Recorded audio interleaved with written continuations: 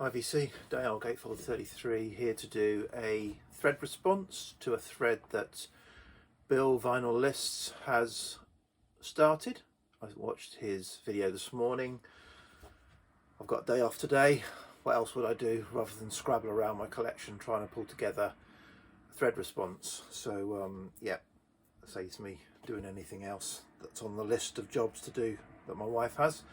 So yeah, so Bill, his theme for his thread was 20 albums that you would, I think, show to an alien to describe the evolution of rock and pop through the 70 years of rock and pop or so, or the decades. So for me, what I've done on this, I've adapted it to suit my evolution, my musical journey.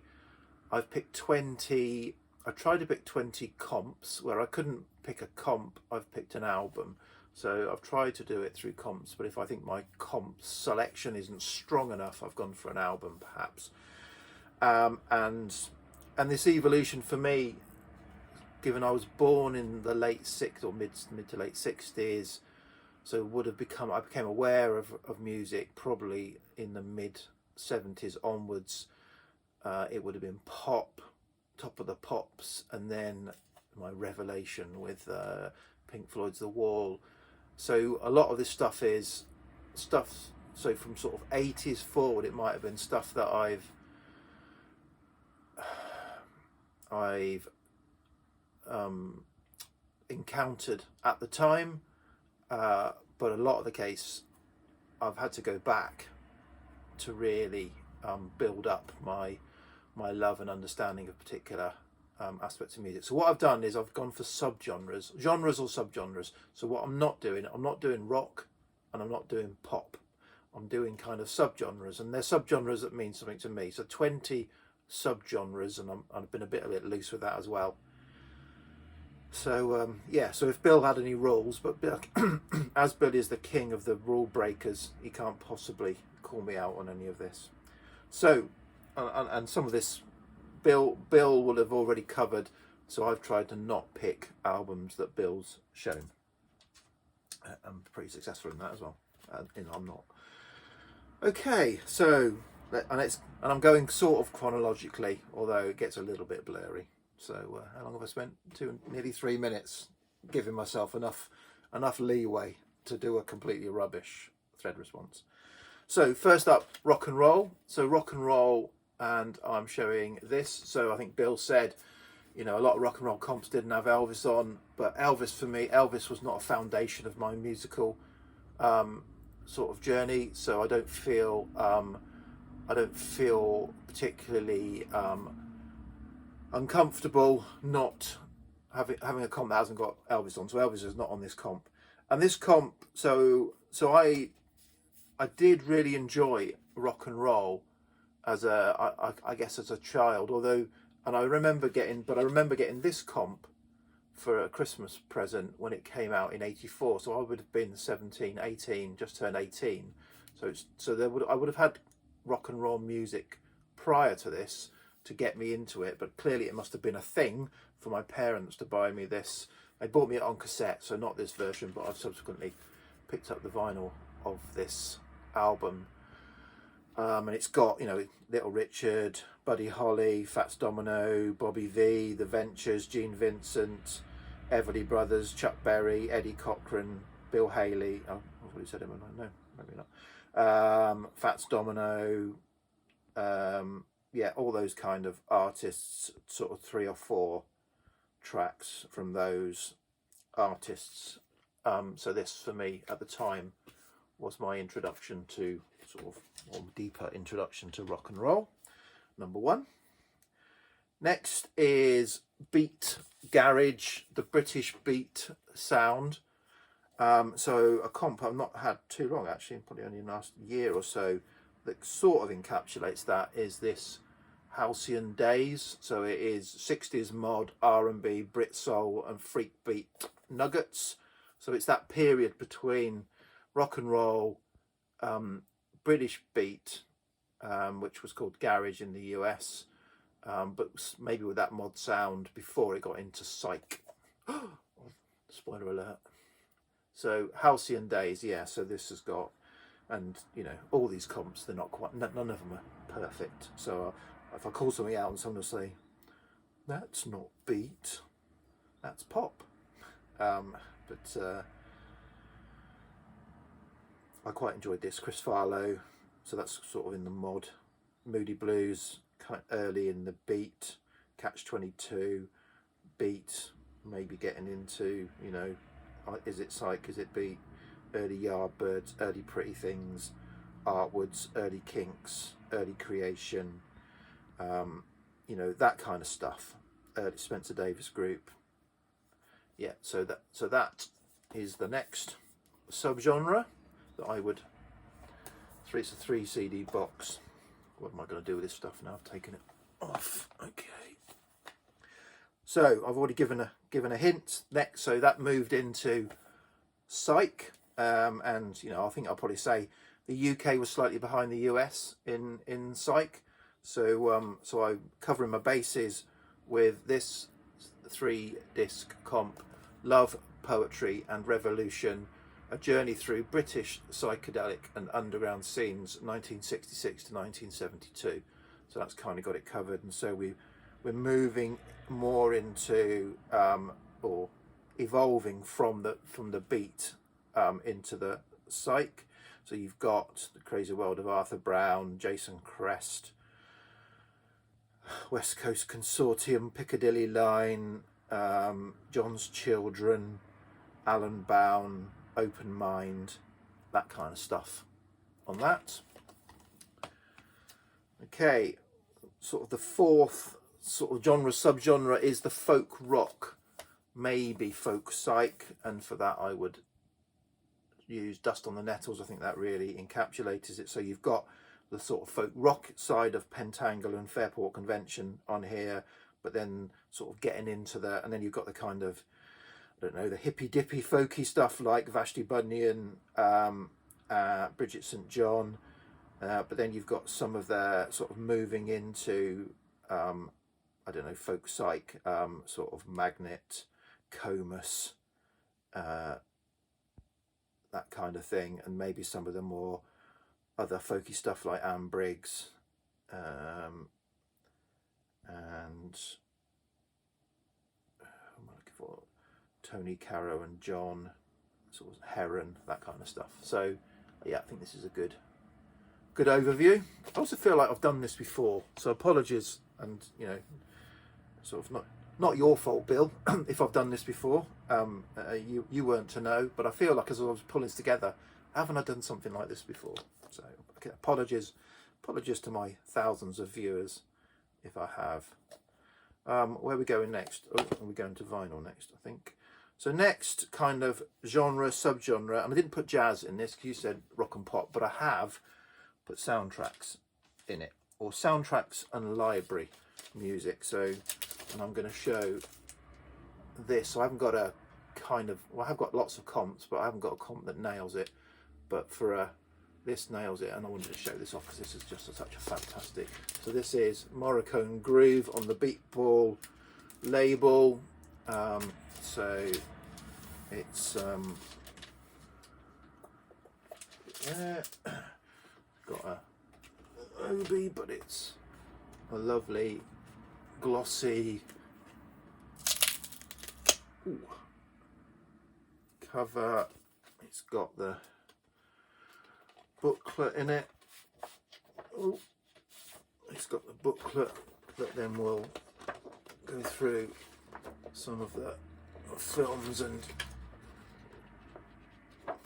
etc. that these Morricone, and then it's also on a kind of nice marbled yellow and marbled sort of red vinyl. It is, and it sounds great. It is the perfect package. Unfortunately, it's shot up in price since I got it. Oh, you don't get a second crack at it, as they say. Right, so now on to soul and funk, perhaps. and I'm going to show this version of This Is Soul. So this got me into soul. This is the a compilation of Atlantic soul artists, probably from the sort of late 60s. So it's got your Benny King, Wilson Pickett's, Eddie Floyd, Aretha Franklin, Sam and Dave, Don Covey, Booker T and the MGs, Doris Troy, Barkays, Carla Thomas, etc., etc. So this got me into soul. The more I'm going through this, the more I think I've done it before. Now we're into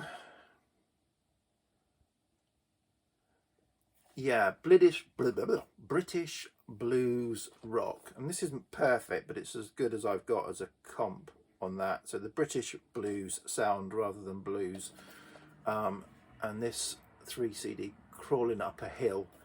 I mean, it's got Clapton is gone on the front of it, which is obviously a minus point, but it's got John Mayall's Blues Breakers, Graham Bond Organisation, Yardbirds, 10 Years After, Deviants, Fleetwood Mac, Love Sculpture, Chicken Shack, as